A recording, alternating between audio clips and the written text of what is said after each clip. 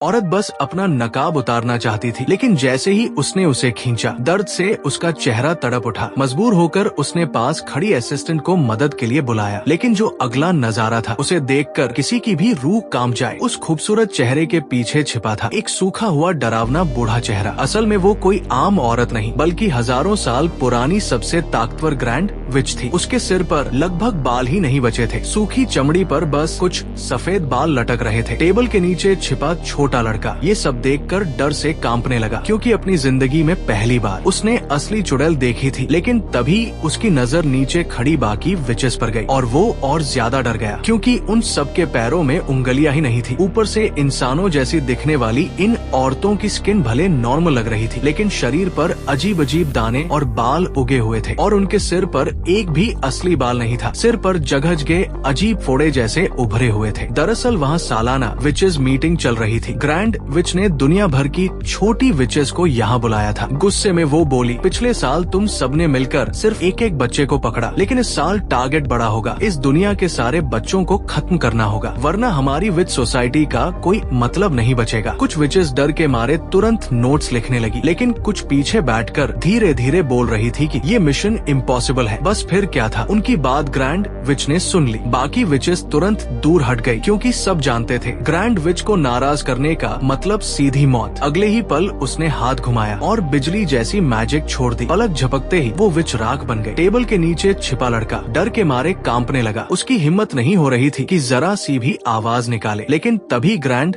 विच ने अपना असली प्लान बताया। उसने कहा कि उसके पास ढेर सारे पाउंड्स हैं और वो सारे पैसे बाकी विचेस में बांटने लगी। असल में उसका प्लान था कि हर विच जाकर एक कैंडी शॉप खोलेगी, जहां बच्चों को फ्री में कैंडीज दी जाएंगी, क्योंकि बच्चे कैंडीज के दीवाने होते हैं। तभी एक विच बोली, क्यों ना कैंडीज में पॉइजन मिला दे। लेकिन ये सुनते ही ग्रैंड विच भड़क गई। Witches work only with magic. फिर उसने बताया कि उसने एक खास मैजिकल पोशन बनाया है, जिसे पीते ही कोई भी बच्चा सीधा चूहा बन जाएगा। पूरा हॉल एक्साइटमेंट से भर गया, लेकिन तभी दरवाजे पर नॉक हुई। सभी विचेस घबराकर तुरंत अपने मास्क पहनने लगी और नॉर्मल इंसानों का रूप बना लिया। सब तैयार होने के बाद असिस्टेंट ने दरवाजा खोला, लेकिन अंदर आने वाला मोटा बच्चा ये नहीं जानता था कि वो ग्रैंड विच का अगला एक्सपेरिमेंट बनने वाला है। वो मासूमियत से पोशन पी गया और तभी ग्रैंड विच ने काउंटडाउन शुरू किया। 3, 2, 1। अचानक लड़के का शरीर बुरी तरह कांपने लगा। उसके मुंह से हरा धुआं निकलने लगा और देखते ही देखते वो एक छोटे से चूहे में बदल गया। उसे भागता देखकर सारी विचेस खुशी से चिल्लाने लगी, लेकिन तभी ग्रैंड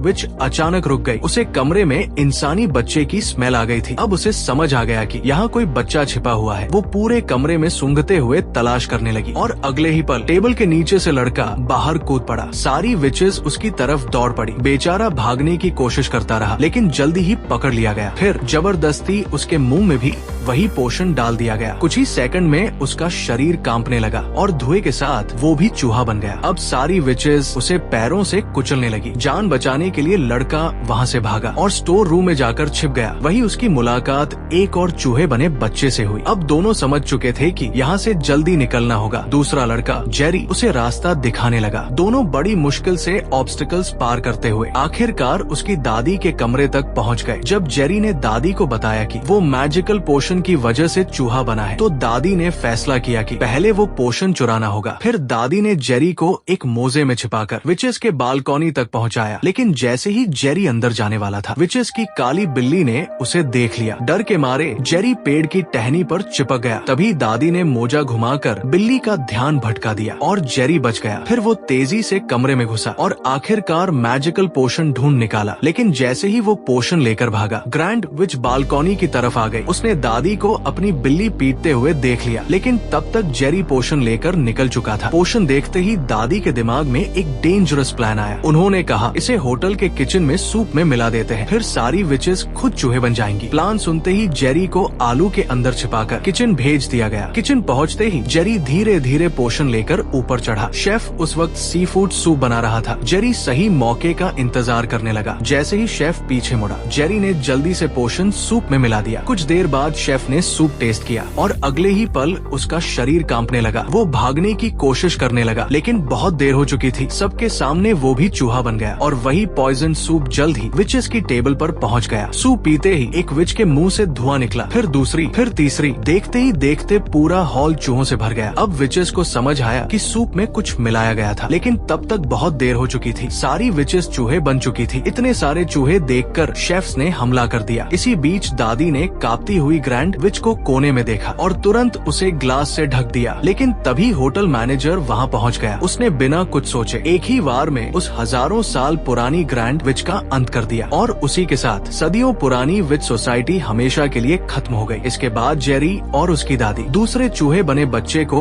उसके पेरेंट्स के पास छोड़ आए। फिर दोनों ग्रैंड विच के कमरे में पहुँचे जहाँ ढेर सारे पाउंड्स पड़े थे। अब सारी दौलत उनकी हो चुकी थी। उस दिन के बाद जेरी और उसकी दादी को पैसों की कभी कमी नहीं हुई। लेकिन तभी दादी ने उदास होकर कहा, चूहे सिर्फ 1 से 3 साल तक जीते हैं। ये सुनकर जेरी का दिल टूट गया। अब दादी बस यही चाहती थी कि जेरी अपनी बाकी जिंदगी खुशी से जिए। लेकिन कहानी अभी खत्म नहीं हुई थी, क्योंकि होटल में एक विच अभी भी बची हुई थी। एक रात वो चुपके से जेरी के घर पहुंची और उसके कमरे पर मैजिक करने लगी। अचानक जेरी का शरीर बुरी तरह कांपने लगा और अगले ही पल वो फिर से इंसान बन गया। असल में इंसानों का प्यार